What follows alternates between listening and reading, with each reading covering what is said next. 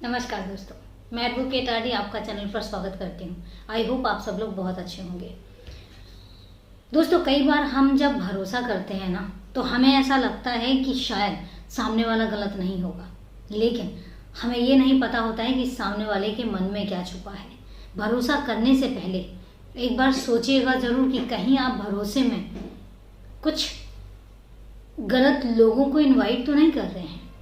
और एक चीज़ और मैं बता दूँ, गलत इरादे जो हैं कहीं ना कहीं भांपे जाते हैं और कहीं ना कहीं वो पता भी लग जाते हैं। लेकिन होता क्या है कि कई बार हम रिलेशन में आके नज़रअंदाज कर जाते हैं। दोस्तों, ऐसी चीज़ों को नज़रअंदाज करने की ज़रूरत नहीं है, ऐसी चीज़ों को नोटिस करने की ज़रूरत है। और जब आपको ज़रा सा भी लगे कि किसी के इरादे आपके लिए सही नहीं हैं, तो अपने आप को वहीं पर ही स्टॉपेज लगा दीजिए। रिश्ता कितना भी क्लोज क्यों ना हो, ये मत सोचेगा, परिणाम उसका बहुत ही दुखद होता है, क्योंकि पता नहीं होता लोगों के दिमाग में क्या चल रहा है। आज मैं बात इस टॉपिक पर इसलिए कर रही हूँ क्योंकि जो आज की वारदात है वो इसी भरोसे की है। आज की जो वारदात है वो ये बताती है कि जब हम किसी अनजान पर भरोसा करते हैं, चाहे हम कितने समय से क्यों ना जानते हों, आंख बंद करके भरोसा बिल्कुल भी नहीं किया जाना चाहिए, क्योंकि पता नहीं इंसान के वेश में शैतान कब सामने आ जाए। और ऐसा ही हुआ आज की वारदात में। तो दोस्तों, वारदात शुरू करूं उससे पहले यही कहना चाहूँगी कि अगर आप चैनल पर नए हैं तो चैनल को सब्सक्राइब जरूर करें, इस परिवार को बड़ा करने में मेरा सहयोग करें। इसके अलावा बेल आइकन जरूर प्रेस करें फर्दर नोटिफिकेशन के लिए। और आपकी कोई भी राय है वो अपनी राय जरूर दीजिए कमेंट बॉक्स में जाके कमेंट करके।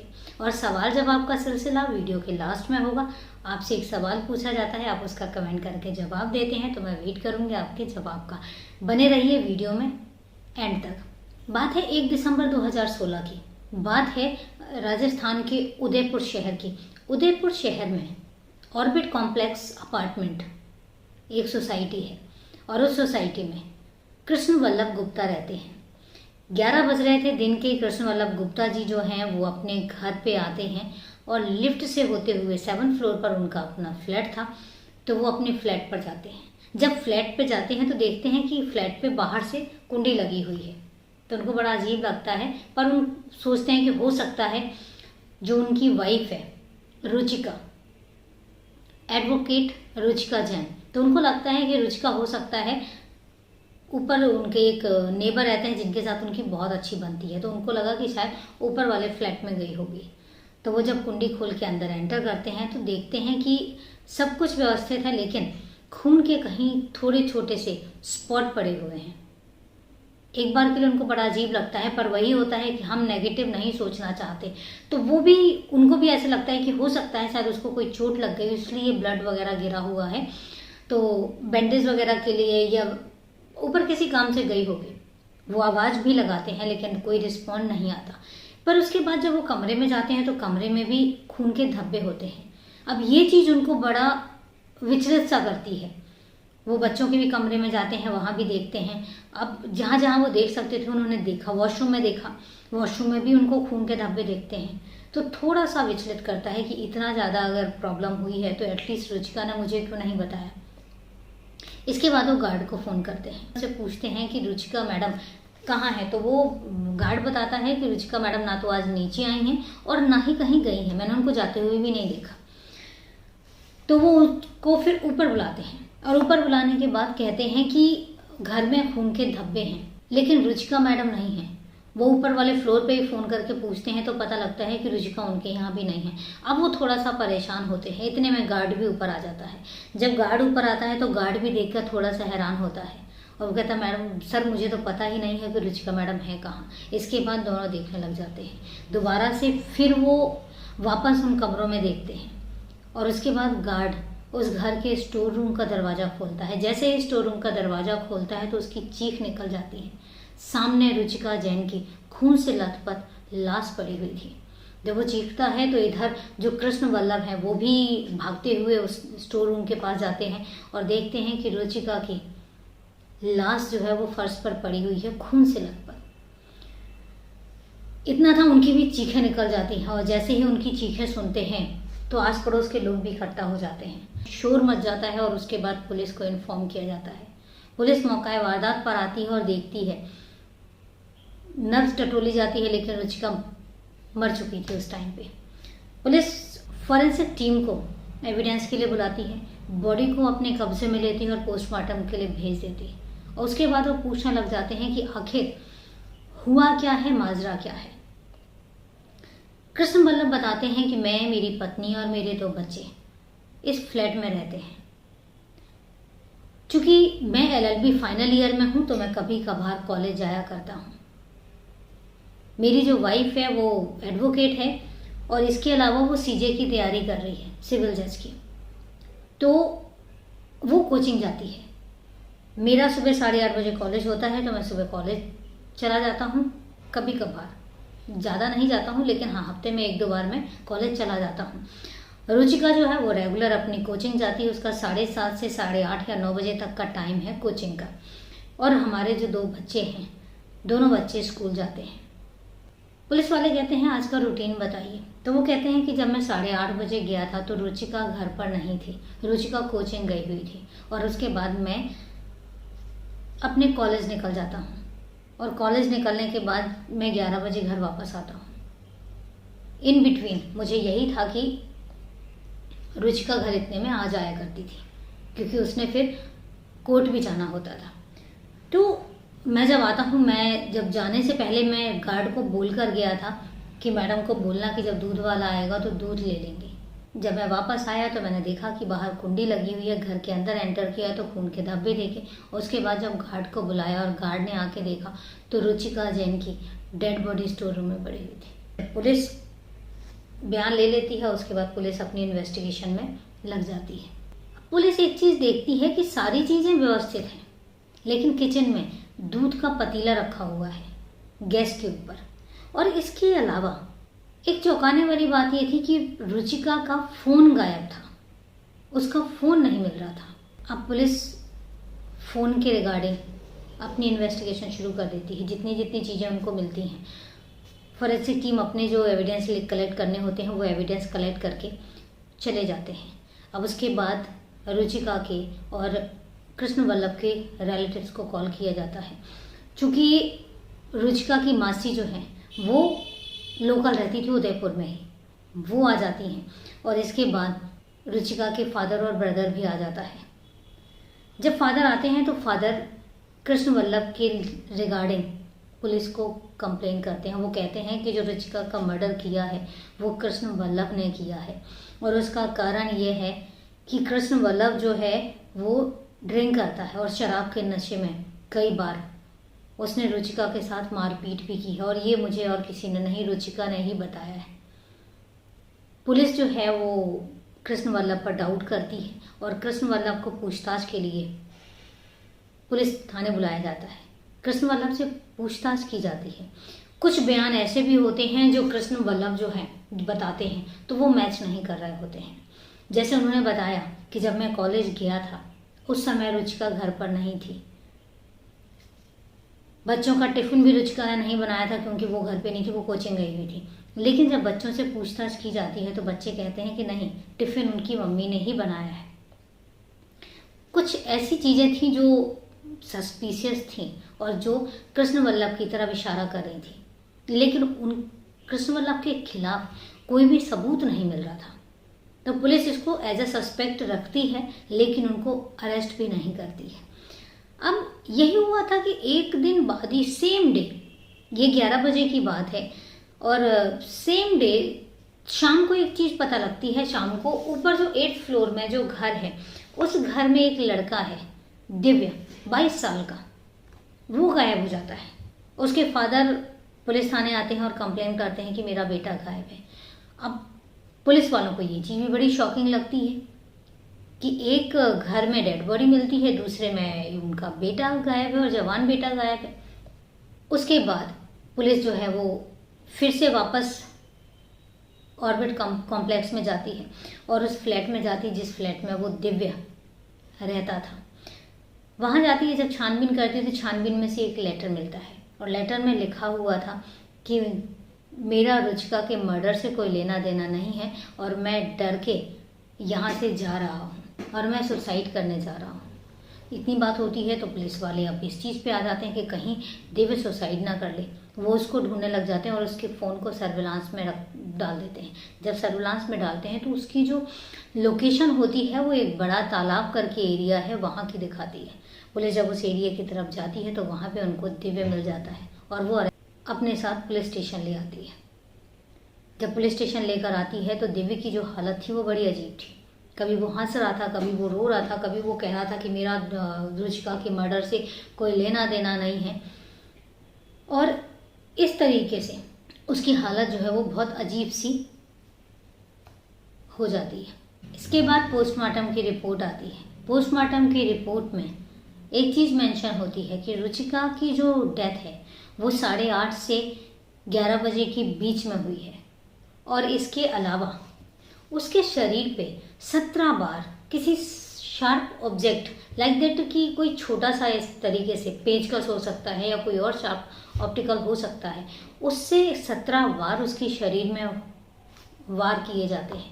और इसके अलावा उसके सर को दीवार से इतनी जोर जोर से पटका जाता है कि जो उसके सर की हड्डियां हैं उनमें फ्रैक्चर हो जाता है। उसके सर को बहुत जोर से और एक बार नहीं कई बार दीवार पे मारा गया है।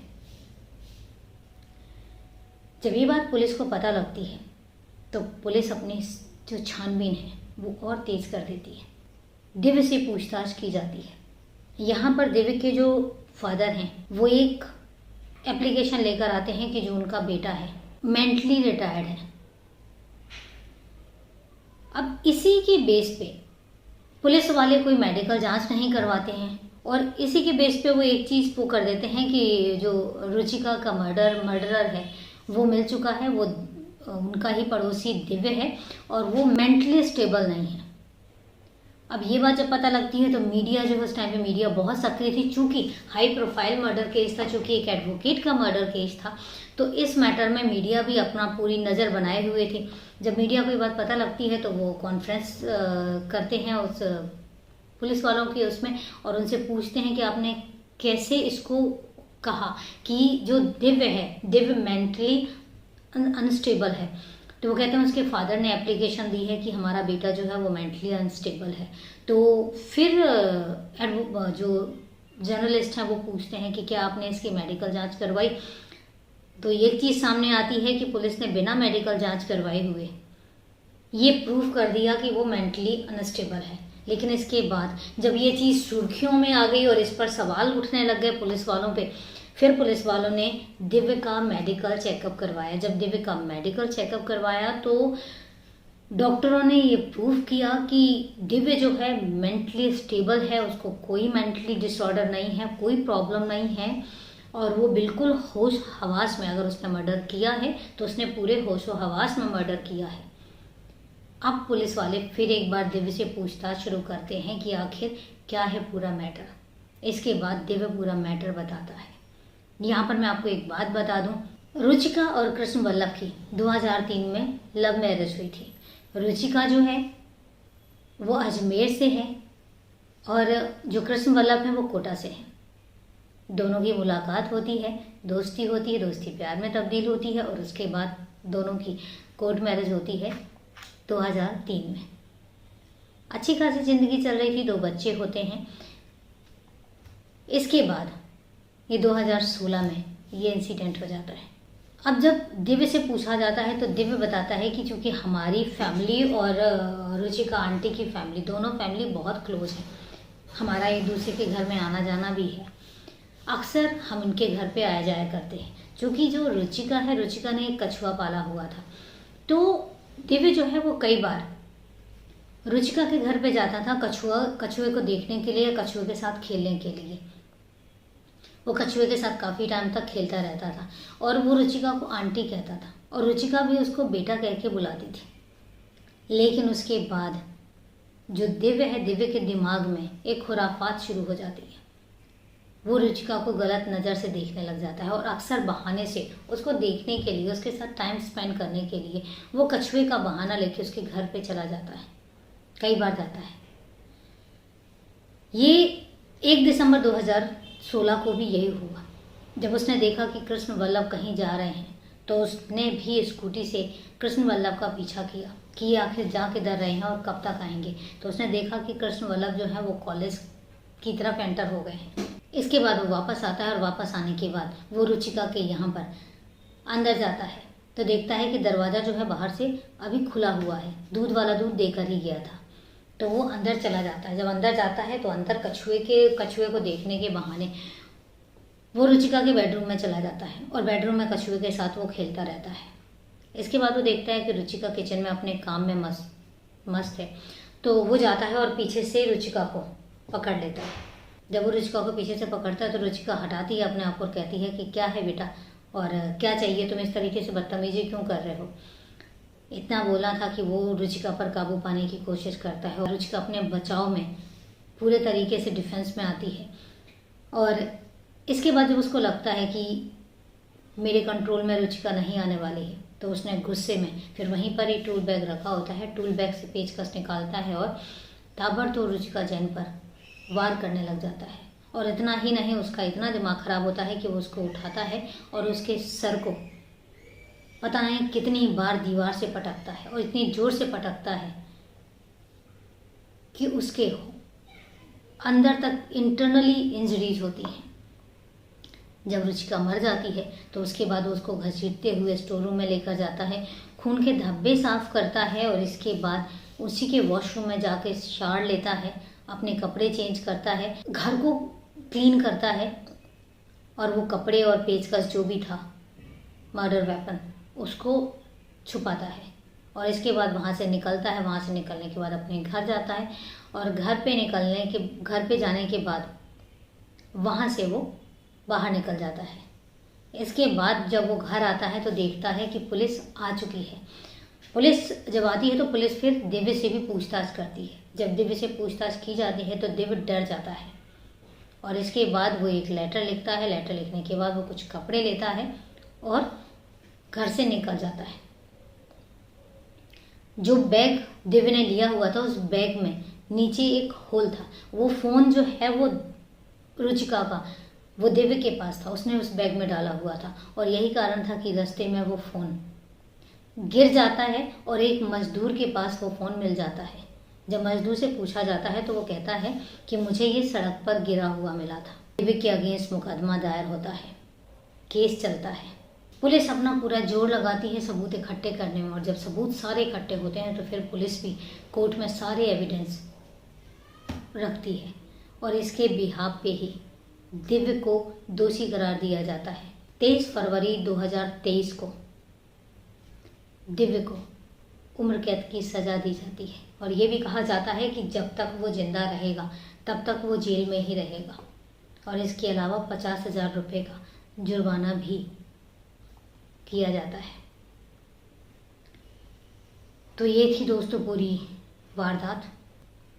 पहले ही मैंने शुरुआत में यही चीज़ कही थी कि भरोसा आप करिए लेकिन कितना करना है एक दायरा ज़रूर बना के रखिए। कहीं ऐसा तो नहीं कि उस भरोसे की आंच में कोई आपको धोखा देने वाला है, कोई आपको नुकसान पहुंचाने वाला है। भरोसा तो करिए लेकिन अलर्ट भी रहिए। इतना भरोसा मत करिए कि कोई आपके सीने पे छुरा भोंक के चला जाए और आपको पता भी ना चले। एक चीज़ मैं आपको बताना भूल गई थी, जब ये मैटर होता है तो जो उदयपुर के एडवोकेट हैं वो दिव्य के फेवर में केस लड़ने से मना कर देते हैं और इसीलिए इस केस को चित्तौड़गढ़ कोर्ट शिफ्ट किया जाता है और वहीं पर ही इस मुकदमे की सारी पैरवी होती है और यहीं पर ही दिव्य के अगेंस्ट कोर्ट का डिसीजन होता है। वारदात ख़त्म करूं उससे पहले वही सवाल जवाब का सिलसिला। मैंने कल आपसे एक सवाल पूछा था कि वो कौन से दो जीव हैं जो वक्त आने पर मेल से फीमेल बन जाते हैं। तो दोस्तों जवाब है छिपकली एंड ऑक्टोपस। अब बात करते हैं आज के सवाल की। आज का सवाल ये है, मुंबई में जो पेट्रोलियम पोर्ट है वो सबसे बड़ा पेट्रोलियम पॉइंट है अपने इंडिया का जो सप्लाई करता है पेट्रोलियम, लेकिन वो है कहाँ पे? समुद्र के बीच में है। अब आपको सिर्फ इतना बताना है कि जो वो पेट्रोलियम पॉइंट है वो मुंबई से कितना दूर है। आपने सिर्फ उसकी दूरी बतानी है। जवाब कमेंट बॉक्स में कमेंट करके आप मुझे सेंड कर सकते हैं, मैं आपके कमेंट का वेट करूँगी। तो चलो दोस्तों, मिलते हैं कल फिर एक नई वारदात में। तब तक के लिए नमस्कार, जय हिंद।